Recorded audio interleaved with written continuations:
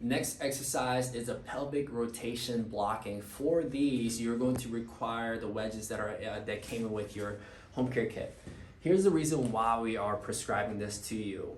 So if you look at the spine right here, you want to make sure that your hips are straight and there's no rotation in your hips. The reason why I'm prescribing to you is that your hip may look like this or stuck like this. So on your paperwork, it may say right high, left low, or left high, right low, and I'll explain to you what that looks like. For this exercise, you want to lay on a firm surface. So you can choose to do this on the carpet or on the hardwood floor with a yoga mat, somewhere very firm. You don't want to do this on your bed because your bed is too soft. So I'll show you what it looks like to have it right high, left low, and what that means. The reason why we're prescribing right high, left low in this case is that your hips have rotated to the left like this or clockwise. So you want to get one of the wedges, make sure you get the 90-degree angle to be on the ground. So you want to find the top of your pelvis. So if you do this with your hands, you feel the pelvic rim, which will be this part of your body. From here, you want to place it in at a 45-degree angle. So if this was an arrow, you point towards the middle of your pelvis. So this handles the right high.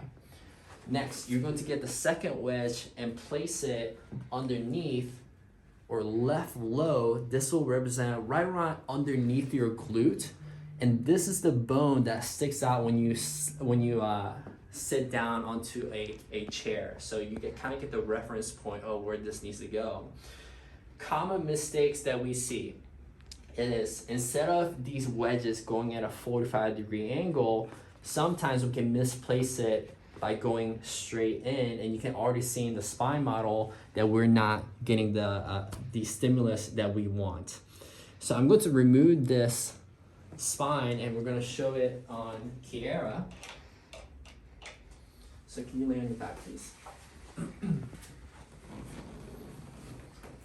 Okay, so while she's laying on her back, we're going to go to the top of her pelvis right here. She's going to lay on her side for a second, and then she can lay down. Again, the wedges are pointing at a 45-degree angle.